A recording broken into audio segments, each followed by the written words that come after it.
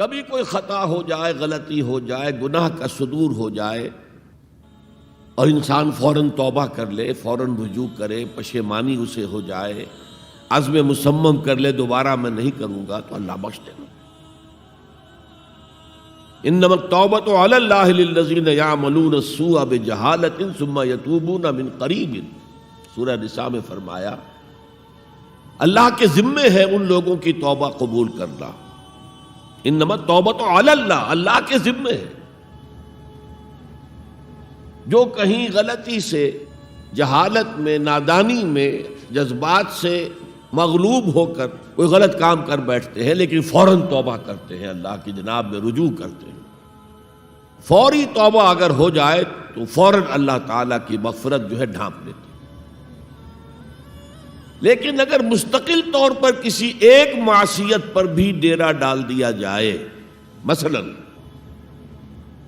آج کی دنیا میں جو بہت بہت کامن شے ہے، سود جسے اللہ نے حرام قرار دیا، جس پر اللہ کی طرف سے اعلان جنگ ہے، فَأَذَنُوا بِحَرْبٍ مِّنَ اللَّهِ وَرَسُولِهِ، تو سن لو، الٹیمیٹم ہے اللہ اور اس کے رسول کی طرف سے۔ اسے اپنے کاروبار کا مستقل جز بنا لیا تو ایک غلطی، ایک گناہ بھی انسان کو ہمیشہ کے لیے جہنم میں ڈال سکتا ہے۔ بَلَا مَنْ كَسَبَ سَيِّئَةً وَأَحَاطَتْ بِهِ خَطِيئَتُهُ فَأُولَٰئِكَ أَصْحَابُ النَّارِ هُمْ فِيهَا خَالِدُونَ۔ کیوں نہیں؟ کسی نے جان بوجھ کر ایک بڑا گناہ کمایا، چھوٹے چھوٹے گناہ جو ہے، گناہ صغیرہ، وہ تو خود بخود بھی دھلتے رہتے ہیں، اللہ کی رحمت سے صاف ہوتے رہتے ہیں۔ لیکن کسی نے کبیرہ گناہ کمایا، جان بوجھ کر کیا، اور پھر اس پر ڈیرے ڈال دیے، اور وہ گناہ اس کے گھر گھیرا کر بیٹھا، احاطت بہ خطیئتہ فاولئک اصحاب النار ہم فیہا خالدون، تو وہ ہے جہنمی اور اس میں ہمیشہ رہنے والا۔ تو اطاعت اللہ کی، اطاعت رسول کی، یہ تو اسلام کا بنیادی مطالبہ ہے۔ اگر یہ بھی نہیں ہے تو پھر کچھ نہیں، اگر یہ نہیں تو بابا پھر سب کہانیاں۔ اب ذرا اس سے قدم اوپر اٹھیے، اطاعت کے ساتھ محبت۔ جب اللہ کی اطاعت کے ساتھ اللہ کی محبت جمع ہو جائے گی تو اس کا نام ہے عبادت۔ امام ابن تیمیہ رحمۃ اللہ علیہ کے جو شاگرد رشید ہیں، حافظ ابن قیم رحمۃ اللہ علیہ، انہوں نے عبادت کی ڈیفینیشن کی ہے۔ عبادت کیا ہے؟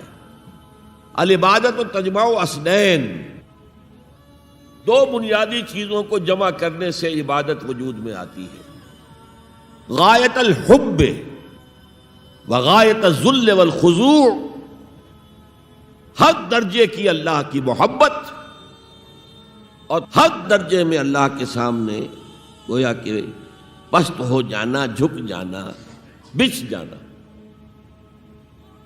انتہائی اطاعت، انتہائی محبت۔ انتہائی میں کیوں کہہ رہا ہوں؟ سورہ بقرہ کے 20ویں رکوع کی پہلی آیت ہے، والذین آمنوا اشد حبا للہ، اور جو لوگ صاحب ایمان ہوتے ہیں وہ شدید ترین ہوتے ہیں اللہ کی محبت میں۔ بعد میں یہ تو مثبت انداز ہے، منفی انداز میں جو آیت آئی ہے وہ بہت سخت وعید والی ہے، وہ میں بعد میں آپ کو سناؤں گا، تلاوت میں نے کی ہے۔ فارمولہ یہ ہے، اللہ کی اطاعت جمع شدید محبت برابر ہے عبادت کے، اور یہ عبادت جو ہے ہمارا مقصد تخلیق قرار دیا گیا۔ سورہ زاریات کی یہ آیت آپ میں سے حضرات کے علم میں ہوگی، وَمَا خَلَقْتُ الْجِنَّ وَالْإِنسَ إِلَّا لِيَعْبُدُونَ، میں نے جنوں اور انسانوں کو نہیں پیدا کیا مگر صرف اپنی عبادت کے لیے۔ یہ ہمارا مقصد تخلیق ہے۔ اس میں سے اطاعت والے حصے کی صحیح ترجمانی کی شیخ سعدی رحمۃ اللہ علیہ نے، زندگی آمد برائے بندگی، زندگی تو آئی ہے اطاعت کے لیے، بندگی کے لیے، غلامی کے لیے، عبدیت کے لیے۔ زندگی آمد برائے بندگی، زندگی بے بندگی شرمندگی۔ اگر اللہ کی بندگی ہی نہیں ہے تو سراسر شرمندگی ہے یہ، اور کچھ بھی نہیں۔ تو اللہ تعالیٰ کی عبادت جس کے لیے ہمیں پیدا کیا گیا، اسی کی دعوت تمام رسولوں نے دی۔ یا قوم اعبدوا اللہ ما لکم من الہ غیرہ، اے میری قوم کے لوگوں، اللہ کی عبادت کرو، تمہارا کوئی معبود اس کے سوا نہیں ہے۔ حضرت نوح کی دعوت بھی یہی تھی، حضرت ہود کی بھی یہی تھی، حضرت صالح کی بھی یہی تھی، حضرت شعیب کی بھی یہی تھی۔ بس فرق کیا ہے کہ پہلے رسول آتے تھے اپنی اپنی قوموں کی طرف صرف، لہذا آپ کو ان رسولوں کے ضمن میں ملے گا یا قوم اعبدوا اللہ ما لکم من الہ غیرہ، اے میری قوم کے لوگوں، اللہ کی عبادت کرو، اللہ کی بندگی کرو، اللہ کی پرستش کرو، اسی کو اپنا محبوب اصلی بناؤ اور اس کے ہر حکم کی اطاعت کرو۔ یا قوم اعبدوا اللہ ما لکم من الہ غیرہ۔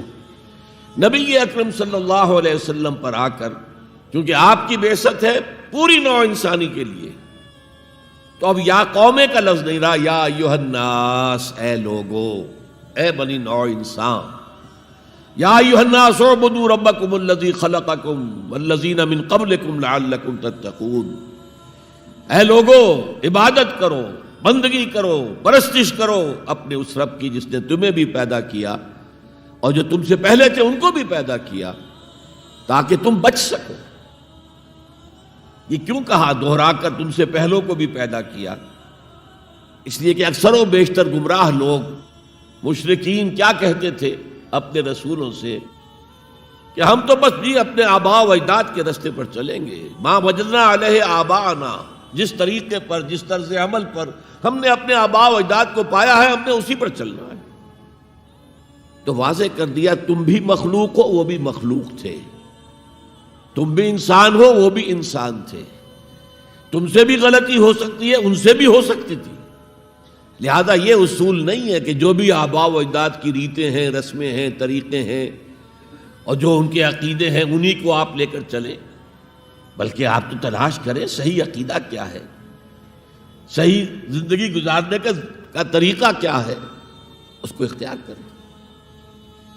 یا ایھا الناس اعبدوا ربکم الذی خلقکم والذین من قبلکم لعلکم تتقون، تاکہ تم بچ جاؤ جہنم کی آگ سے۔